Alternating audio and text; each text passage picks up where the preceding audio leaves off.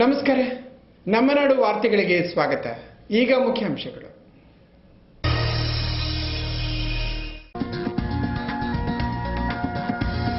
ಸರ್ಕಾರ ನಡೆಸುವ ಕಾರ್ಯ ಕಾವಂದರಿಂದ ಅನುಷ್ಠಾನ. ಕೃಷಿ ಸಂಸ್ಕೃತಿಯ ಉಳಿವಿನಿಂದ ದೇಶದ ಭವಿಷ್ಯ ನಿರ್ಧಾರ. ಕೇಂದ್ರದ ಕಾನೂನು ಸಚಿವ ಡಾಕ್ಟರ್ ಎಂ ವೀರಪ್ಪ ಮೊಯ್ಲಿ. ಕಾರ್ಕಳದ ಬಜಗೋಳಿಯಲ್ಲಿ 31ನೇ ರಾಜ್ಯ ಕೃಷಿ ಮೇಳ.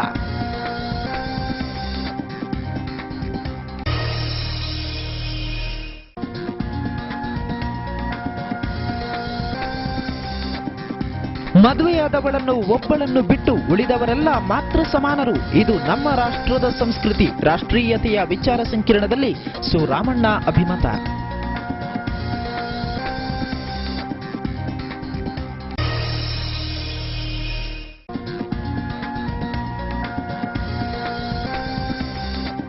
ಹಲವು ಅಡೆತಡೆಗಳನ್ನು ನಿವಾರಿಸಿ ಅಗಲಗೊಂಡ ಕಾರ್ ಸ್ಟ್ರೀಟ್ ರಸ್ತೆಗೆ ಸಹಕಾರ ನೀಡಿದವರಿಗೆಲ್ಲ ಪ್ರಣಾಮ ಎಂದರು ಯೋಗೀಶ್ ಭಟ್. ಅಗಲೀಕರಣಗೊಂಡ ರಸ್ತೆಯ ವಿದ್ಯುಕ್ತ ಉದ್ಘಾಟನೆ.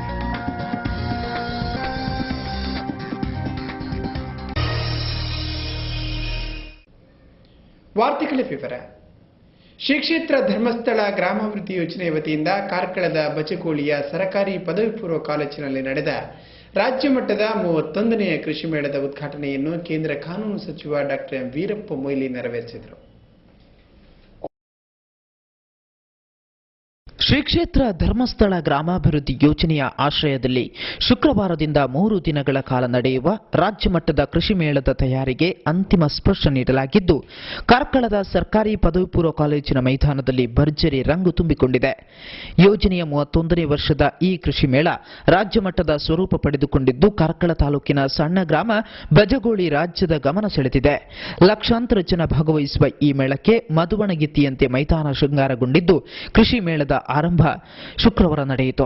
ಸಮ್ಮೇಳನದ ಮೈದಾನದಿಂದ ಹಿಡಿದು ಮೈದಾನದ ಹೊರವಲಯದಲ್ಲಿ ಸಾಗುವ ರಸ್ತೆ ಮತ್ತು ಕಾರ್ಕಳ ಬೆಳ್ತಂಗಡಿಯ ಮುಖ್ಯ ರಸ್ತೆಗಳು ಫ್ಲೆಕ್ಸ್, ಬ್ಯಾನರ್, ಸ್ವಾಗತ ಕಮಾನುಗಳಿಂದ ತುಂಬಿಕೊಂಡಿದ್ದು, ಸಮ್ಮೇಳನಕ್ಕೆ ಶುಭ ಕೋರುವ ಬಣ್ಣ ಬಣ್ಣದ ಸ್ವಾಗತ ಫಲಕಗಳು ಸಮ್ಮೇಳನಕ್ಕೆ ಆಗಮಿಸುವ ಮಂದಿಯನ್ನು ಕಾಯ್ಬೀಸಿ ಕರೆಯುತ್ತಿದೆ.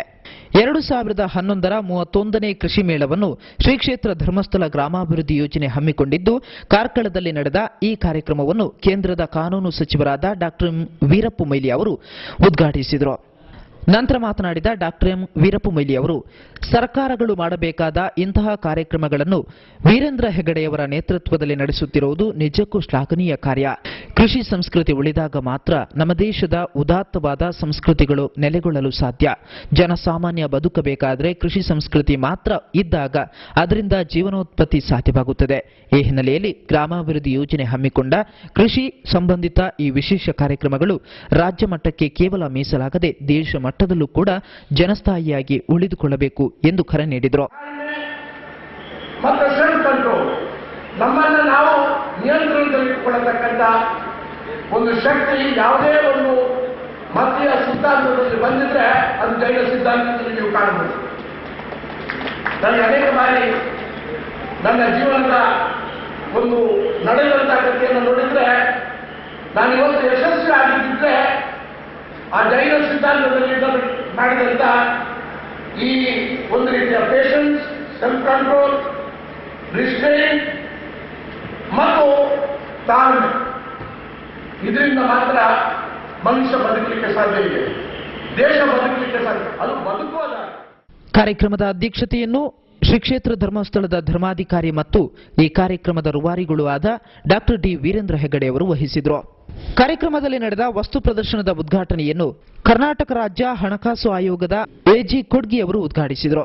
ಇದೇ ವೇಳೆ ನಡೆದ ವಿಚಾರಗೋಷ್ಠಿಯನ್ನು ಭಾರತೀಯ ಸಂಘದ ಅಧ್ಯಕ್ಷರು ಮತ್ತು ಅನಿವಾಸಿ ಕರ್ನಾಟಕದ ವಿಧಾನ ಪರಿಷತ್ನ ಸದಸ್ಯರು ಆಗಿರುವ ಗಣೇಶ್ ಕಾರ್ನಿಕ್ ಅವರು ನೆರವೇರಿಸಿದರು.